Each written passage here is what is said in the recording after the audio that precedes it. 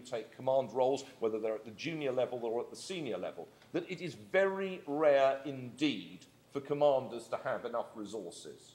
Let me tell you, I'm a military historian. I can't think of any general writing back saying, I have absolutely enough troops, I have enough money, I have enough material, I am bound to win. Generals don't write that sort of thing.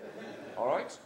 War is about the management of risk, and part of the management of risk is how you cope with limited resources. And that is part of Green's success, and part of the success of the Americans. They had started the war, actually, without much of an understanding of how to cope with limited resources. When they besieged Boston in 1775, there were actually more American troops there than British troops. Britain wasn't prepared for a war. The Americans thought the war would all be over within a year. That was the war they'd all signed up for. And that attitude of mind nearly wrecked the revolution. It was an attitude of mind of assuming that everything was possible. It was an attitude of mind that led to the rash invasion of Canada in 1775 to 1776, which was an invasion well beyond the parameters of what was logistically possible or what the locals, in this case the Quebecers, would be willing to back the Americans. But instead of which, what American commanders learnt was much more to manage war from a context of limited resources.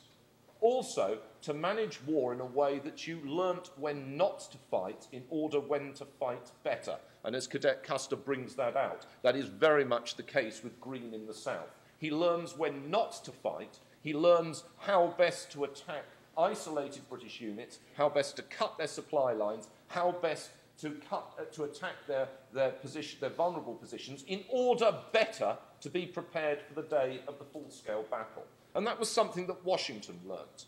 The initial battles of the war, Washington goes in for essentially position warfare.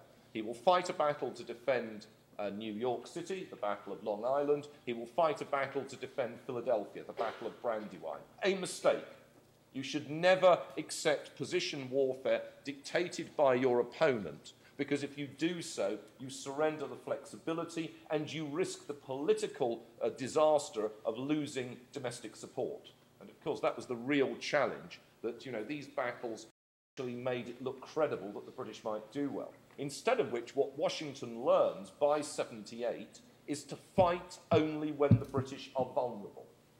And that, again, is a key lesson if one has limited resources, and a key lesson if one is trying to take part in persuading the civilian population that you are the future, because of course it is very difficult to persuade them that you are the future if you're losing battles.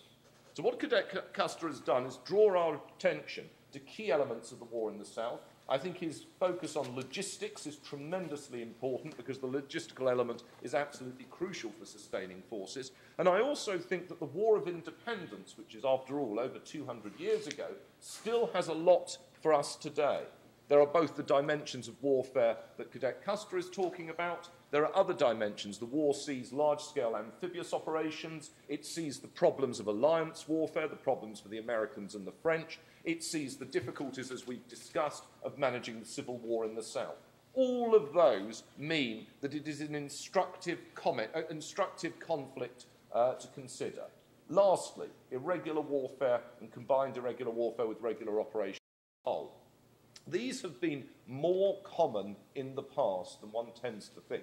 And indeed, in part, they were central to the tradition, the military tradition of the United States.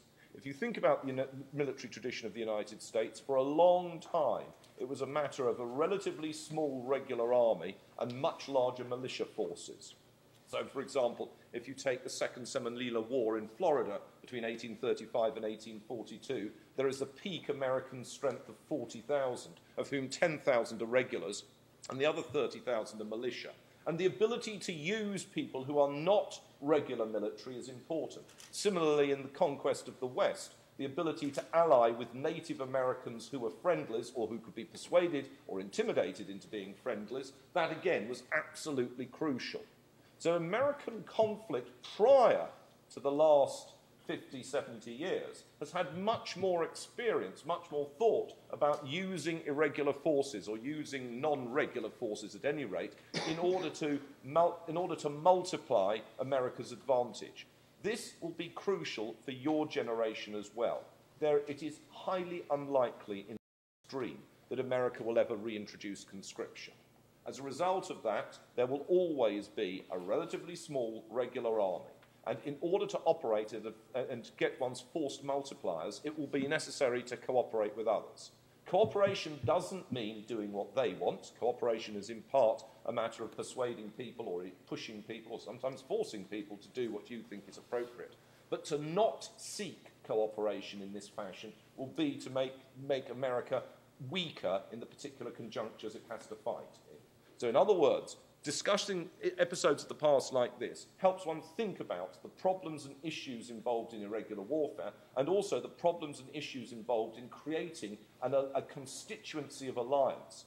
Fortunately for the Americans in 1780 to 81, the constituency of alliance was within a civil war. It was eliciting the support of the patriots in the South. You have probably a more difficult task. I wish you good luck with it. Thank you.